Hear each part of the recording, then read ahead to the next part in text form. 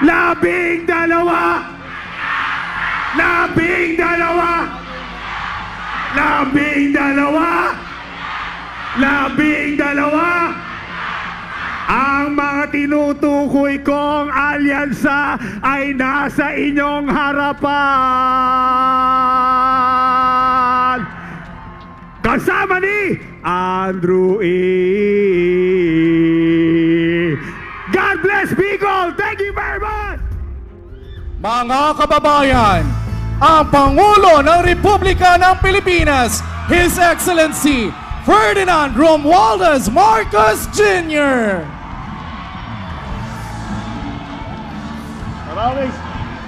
Maraming salamat po. Anong sabi ni Andrew E? Labing dalawa! Labing dalawa! Para sa magandang hapon po sa inyong lahat. Good afternoon po, Bicol. Maraming salamat sa inyong lahat. At kayo'y nakarating dito sa aming konting rally para ipakilala po at magpakilala ang aming mga kandidato para sa Senado sa darating na halalan, na darating sa Mayo.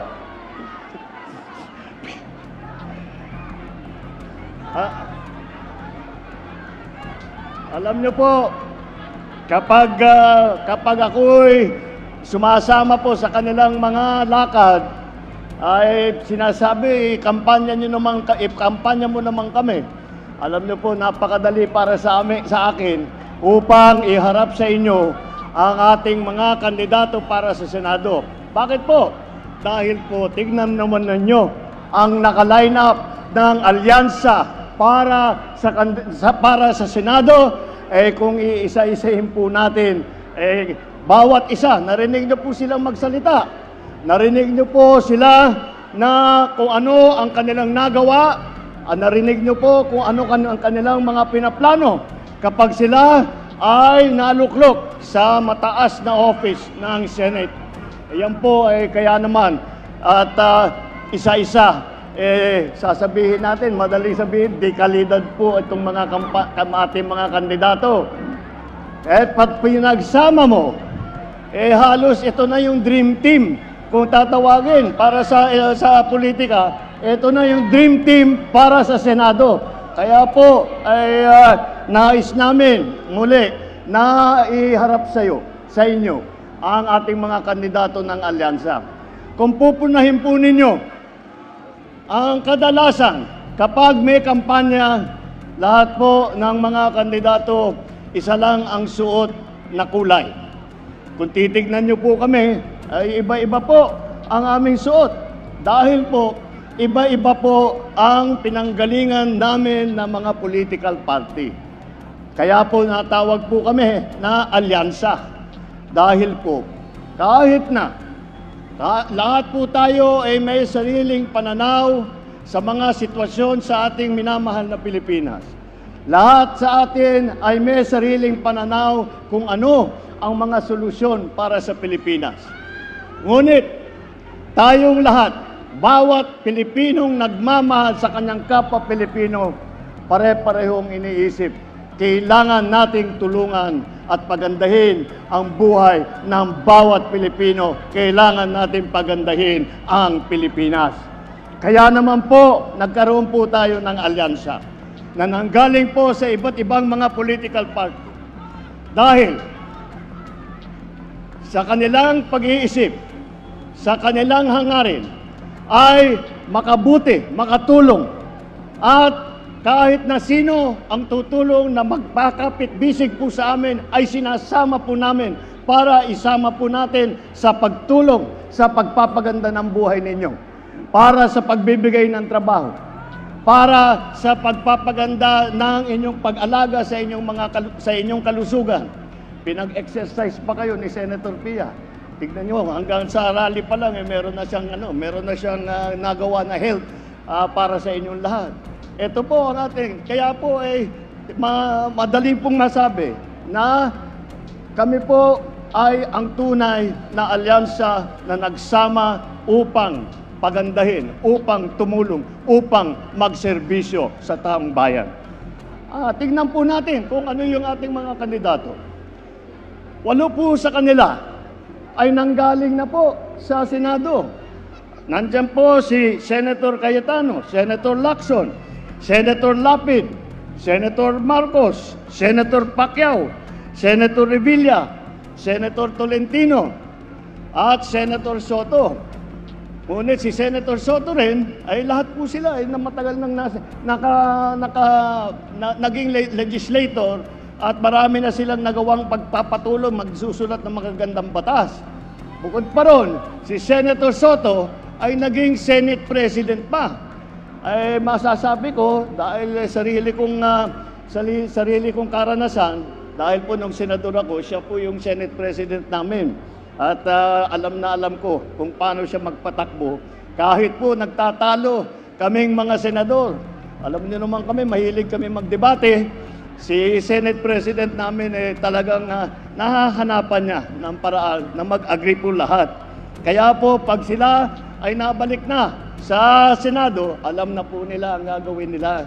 Alam na po nila ang trabaho. Alam na po nila ang mga problema na kailangan bigyan ng solusyon. At alam nila kung paano patakbuhin, paano gamitin ang pamahalaan upang magdala ng serbisyo sa taong bayan. Sa katunayan, ito po naman ay galing po sa House of Representatives, naging congressman po. Andiyan po, Congressman Abalos, Congressman Binay, Congressman Marcos, Congressman Cayetano, Congressman Pacquiao, Congressman Tulfo, Congressman Villar. Yan po mga record nila. Nakita niyo po, very experienced po. At alam po nila kung paano ang mga pasikot-sikot sa gobyerno. Alam po nila kung paano ang pandarin na mabuti ang ating pamahalaan. Dahil hindi lamang sa mababang kapulungan, kundi pati na sa House of the Senate, may experience silang lahat. Kaya po, pagka sila ay naupo muli, ay may pabayaan na, papaubaya na po natin sa kanila. Ako po, sa palagay ko, ako na ang pinakamapalad na Pangulo kung sila ay mahalal lahat.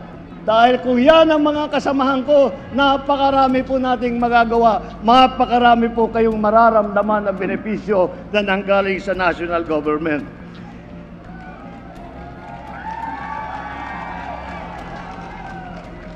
Apat naman ang nagsilbi, kung hindi sa kabinete, ay sa tinatawag na cabinet rank. Bale, secretary sila. Andiyan po si Secretary Abalos ng DILG, ng local government. Dahil po, nung ako'y umupo at iniisip ko, sino ba ang maganda siguro, nakakaunawa sa mga issue ng local government, may balita ako na meron daw magaling na mayor dati sa Mandaluyong na maraming natanggap na premyo. Kaya sinabi ko, ayan, marunong yan, nakakaintindi. Kaya DILG Secretary noon, si Secretary Benhur Abalos. At si Erwin Tulfo naman, naging Secretary po ng DSWD. Ganun din po ang aking pag-iisip. Noong umupo po ako bilang Pangulo, sabi ko, sino ba ang kilala ko na walang ginawa araw at gabi kung hindi tumulong sa mga ating mga kababayang nangangailangan. At kaagad, naisip ko po, kilala ko yan, kaibigan ko yan, naging partner ko pa sa radyo yan ang ating magiging senator, Senator Erwin Tulfo. Andyan din po si Senator Tolentino na nanggaling po sa MMDA, yung Metro Manila Development Authority. Napakahirap po na trabaho yan dahil po, isipin ninyo, lahat ng mga lungsod ng Metro Manila ay kailangan pagkaisahin upang magsama-sama, upang magtulungan na pagandahin para pa maayos ang mga problema ng traffic, mga problema ng tubig, yung problema ng kuryente, lahat po yan ay siya po ang namahala niyan. At ngunit, kahit ang ahensya niya ay Metro Manila Development Authority, ay masasabi ko po, dahil ko pagkatapos po ng pagdaan ng Yolanda, doon sa Leyte, at sa Samar, at saka sa Leyte, at saka sa Visayas, nandun po ako at panay ang hingi po namin ng tulong sa national government. At mabagal po ang response. Ngunit, ang una pong dumating na ahensya, hindi po namin nakalain. Ang unang dumating na ahensya sa Tacloban, sa Leyte, hanggang sa lahat ng Samar na tumulong na may dala na heavy equipment para mahanap po namin yung mga survivor po, para malinis po namin ang aming lugar. Ang unang dumating po ay ang MMDA na hindi lang po Metro Manila ang sinisilbihan. Siya po, nandun po, nagkita po kami ni Senator Tolentino doon sa Tacloban at nakatulong siya ng napakalaki. Si Senator Lacson naman, yun din. Siya ay naging Presidential Assistant for the Rehabilitation and Recovery ng Yolanda Rehabilitation, si Senator Ping Lacson. Siya po, pagkatapos ng pagdaan ng bagyo, lahat po ng mga tulong na hinihingi namin na ibinigay ng iba't ibang ahensya ay dyan po nang galing. Dyan po nang galing sa yung ating Presidential Assistance for Rehabilitation for Yolanda.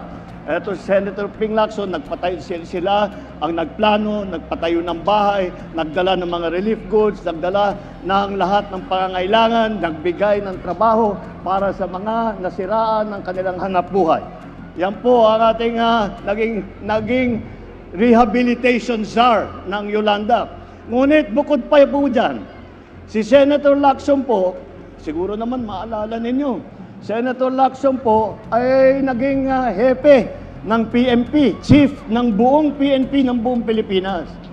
At pinagmamalaki po niya, ang unang pagpasok na sa pagka-chief PNP, ang una daw ganyang ginawa ay sinukat daw niya yung mga tiyan ng mga pulis at siniguro niya na walang matatabang pulis para madaling makahabol ng mga magnanakaw. Ayan po. At nung panahon po na chief PNP siya, yung approval rating ng pulis ay napakataas po. Hanggang ngayon po, hindi na napantayan yung approval rating na nakuha ni Chief PNP na ating butihing Senator Lacson. Alam po nila ang trabaho from every level, mula po sa House of Representatives, mula po sa lokal, mula po hanggang po sa Senado. Alam nila ang gobyerno ay kung paano patakbuhin at nakikita po natin sa naging performance po nila sa nakaraan. Kitang-kita naman po natin, sila ay nandyan upang tumulong. Hindi sila tumatakbo sa Senado upang manggulo.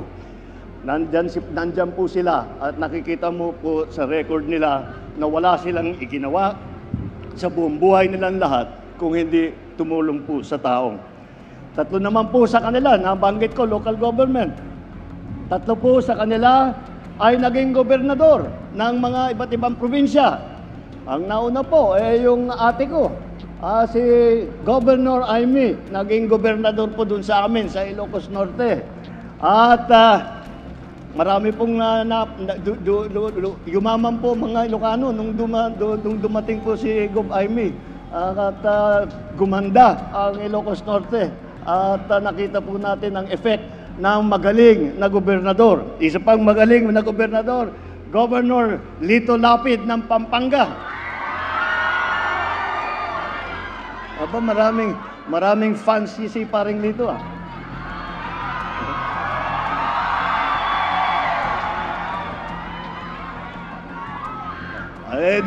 Kilala niyo naman pala ang ating kaibigan.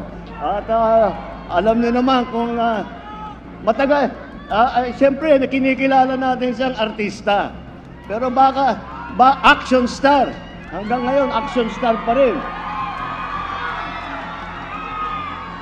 Pero po, sasabihin ko po sa inyo, dahil sabay din po kami na senador, masasabi ko po sa inyo, baka hindi nyo nakikita ang ginagawa niyang trabaho, ang ginagawa niyang pag-aaral upang ulit makasulat ng mga gandang batas upang gawin ang lahat upang makapagserbisyo po sa taong bayan.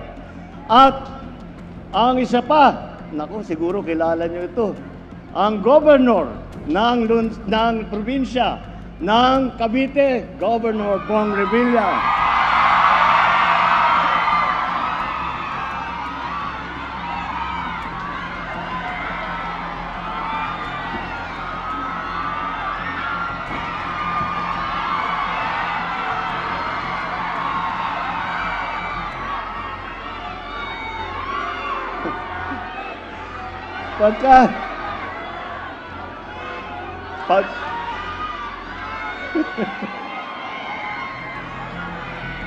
Pagka naririnig ko kayo, naiisip ko, mali yata ang pinasukan ko trabaho, dapat nag-showbiz naman. Pero isa pa yon, kilala niyo siya dahil nakikita siya sa television, sa sine, action star din. Hindi niyo po masasabi, pero hindi niyo po alam ng gobernasyon. Kung titignan niyo po, kung kayo po ay nakakadayo, nakakabisita sa Cavite, at nakita ninyo ang Cavite noon, at tignan po ninyo ang Cavite ngayon, makikita nyo napakarami ang ginanda ng probinsya ng Cavite dahil po sa trabaho na ginawa ng Governor Bong Revilla. O dito lang po tayo sa local government. 3 naman sa ating kandidato ay naging mayor ng iba't ibang lungsod. 3 po. Mayor Abalos ng Mandaluyong City. Siya po ay siguro sa lahat ng mga, siya isa sa mga mayor ng lungsod, city mayor, na nakatanggap ng napakaraming premyo, napakaraming pagkikilala dahil sa kanyang mga ginawa, dahil sa dami ng kanyang natulungan, at bukod pa ron sa kanyang mga bagong patakbo, bagong sistema na ginaya po namin ng ibang local government. Ganyan po, yan po ang dating mayor, Mayor Abalos ng Mandaluyong. Andyan din po ang naging mayor ng, alam niyo po ito, alam niyo po, City of Tagaytay. Sinong naging mayor dito sa kasama natin? Senator Tolentino po, naging mayor. O, kita ninyo, hindi nyo alam. At ganun din. At siya ay nakapagserbisyo bilang mayor ng Tagaytay. At tignan po naman ninyo yung Tagaytay, ang ganda-ganda po ng development. At alam nyo po sa lahat ng nakasama ko po na senador, ito po ang hindi po mo mahihila ito. Dahil laging nag-aaral, laging nagbabasa, laging nag-iisip, laging nagkokonferensya kung ano pa ang pwedeng gawin para pagandahin ang kanyang pagsulat ng batas para bigyan ng solusyon ang mga problema na hinaharap natin. At ang mayor ng pinakamayaman na lungsod sa buong Pilipinas, alam nyo kung sino, anong pinakamayaman na lungsod sa Pilipinas? O sinong mahiwagang mayor ng Makati? O, kita mo.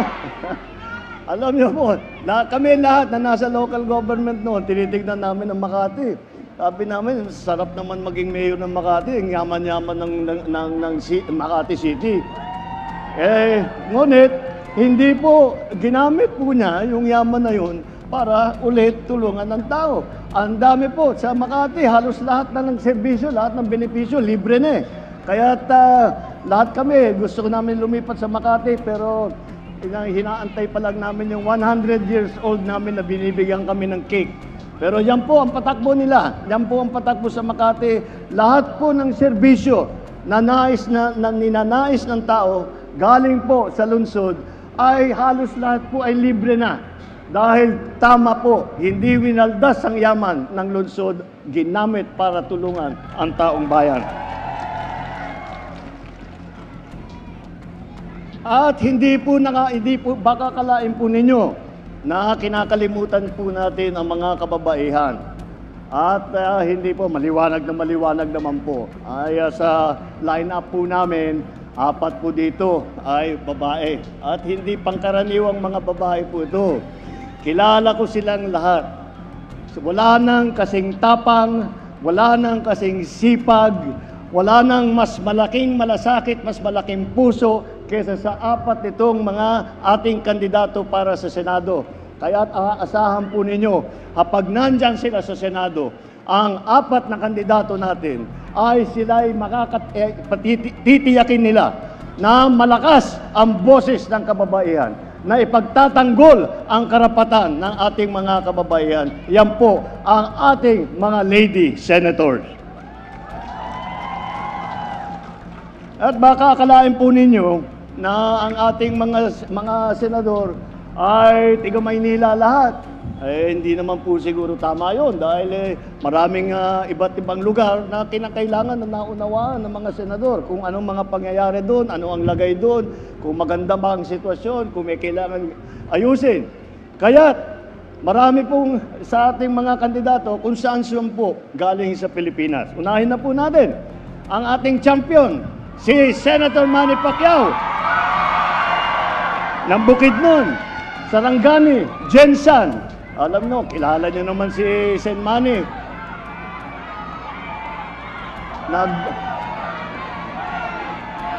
Ayos. Manny.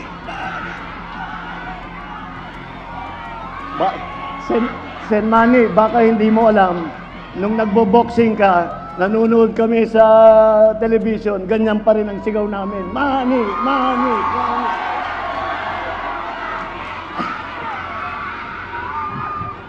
Si Erwin Tulfo naman ay Dabawenyo dahil doon sa po lumaki at sa Davao at sa Sulu kung saan po na-destino ang kanyang ama na naging bayani ng ating bansa. Yan po ang si Erwin Tulfo po. At palagay ko na hindi nyo na naabutan ito, ngunit hindi nyo siguro alam ito. Ang unang Senator Soto ay galing po sa Cebu. Kaya po, ang ninuno ng ating SP, Senator Tito Soto, ay galing naman Bisaya man, galing sa Cebu. At alam nyo naman kaming dalawa ni Sen Aimee, kilala nyo po ang aming ina, si Imelda. Si Imelda ay waray-waray man. Kaya yan po, talagang makita ninyo, kung saan-saan po. At sila nakaikot na kung saan sila pinalaki, kung paano nila nauunawaan ang sitwasyon sa bawat lokal. At eto siguradong hindi ninyo alam. Ang nakita pinakabata po natin na kandidato rito, pinakabata pero isa pa sa pinakamasipag ito, mabait at mabuting tao ito, si Camille Villar. Ang ninuno po siya po ay Ilongga.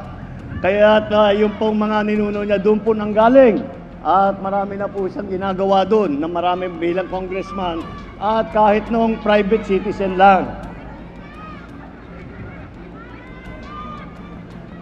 Mga kababayan, malinaw po ang direksyon ng aming grupo ng alyansa na ito. Ito ay para sa kaunlaran, para sa kapayapaan, at hindi para ito sa pag-aaway-away at sa pag-aapi. Ang kailangan po natin para tayo'y umunlad, hindi po ang pananakot o paninigaw. Ang kailangan po natin ay solusyon. Hindi mga mainit at maanghang na salita na wala namang kabuluhan at wala namang kinalaman sa pinag-uusapan. Ang mga kandidato ng alyansa ay kasama natin sa pagpapataguyod ng interes at kapakanan ng bawat Pilipino. Ipaglalaban po namin ang ating soberanya at karapatan sa pamamagitan ng diplomasya at dignidad. Hindi po natin isusuko ni isang pulgada ng ating teritoryo at hindi tayo kailangan sumunod sa kahit na sino pang dayuhan. Tayo po ay may ganap na karapatan at dapat makinabang sa yaman sa ating sariling bayan. Sa laban kontra sa krimen at droga, hindi natin kailangan dumaan sa madugong solusyon. Wala kaming paniniwala na ang solusyon sa krimen at sa droga ay ang pumatay ng libo-libong Pilipino. Mga tamang paraan para tiyakin ang kapayapaan at kaayusan ayon ay sa pamamagitan ng mga buong pusong suporta sa ating mga kapulisan at sa ating mga local government. Pagdating naman po sa ekonomiya, sa trabaho, hindi po natin kailangan umasa sa mga iligal na operasyon kagaya po ng Pogo na naging pugad ng krimen at karahasan. Ang solusyon po ay tunay na trabaho, kabuhayan, suporta sa maliliit na mga gawa, sa maliliit na mga ating mga magsasaka at mangingisda. Magkaisa po tayo, kagaya po ng aming pagkakaisa. Magkaisa po tayo at tayo'y magsama-sama muli. At tayo'y magsama-sama upang maabot natin ang ating pangarap, ang ating pinapanaginip ng magandang bagong Pilipinas. Yan po ang hangarin ng alyansa. Yan po ang hangarin ng aming pagsasama. Kaya po kami nagsama upang palaguin, pagandahin ang serbisyo ng gobyerno. Kaya po, pagdating po sa Mayo at kayo ay pupunta na at boboto, huwag na kayong magdalawang isip. Tignan nyo po yung alyansa, 12-0 po, i-shade nyo na kagad. Para sa alyansa, mabuhay ang alyansa para sa bagong Pilipinas. Mabuhay ang Bicol! Maraming salamat po sa inyong lahat.